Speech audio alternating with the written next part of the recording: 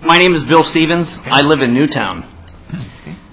My 5th grade daughter was in lockdown on December 14, 2012. Unfortunately, her classmate's little sister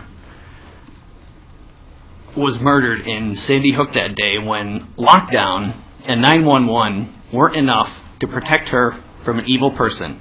Not protect her from an assault rifle or some type of inanimate object, but from an evil person.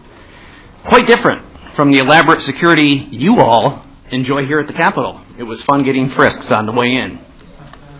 I'm not here to cite crime statistics, lives saved with a gun, or the economic impact of the proposed asinine legislation, some of these gun control bills you have proposed. I will, however, read from the Connecticut State Constitution. Section 15 reads very clearly, we all know what the Second Amendment says, but Section 15 in the state constitution says very clearly, every citizen has a right to bear arms in defense of himself and the state. There's no registration, there's no permitting, there's no background checks. It's quite clear. I'm frankly shocked by some of the testimony today. In case some here failed American history, there is something called the Constitution and the Bill of Rights and a process by which to amend it. The same goes for the state constitution. These rights are inalienable and endowed by our Creator, not you politicians, to all citizens regardless of gender, race, or creed.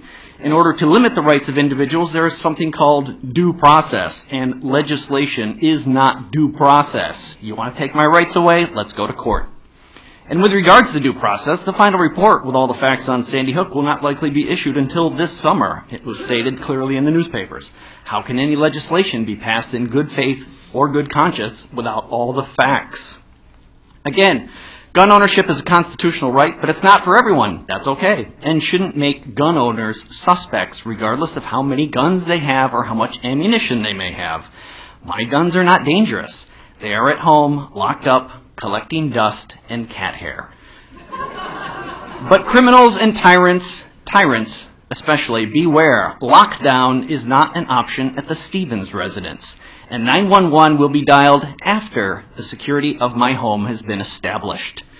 Why is that same security my daughter enjoys at home with her dad not available at school in Newtown? That is what you should be considering, not making her dad a criminal. Charlton Heston made the phrase, "from my cold dead hands," famous.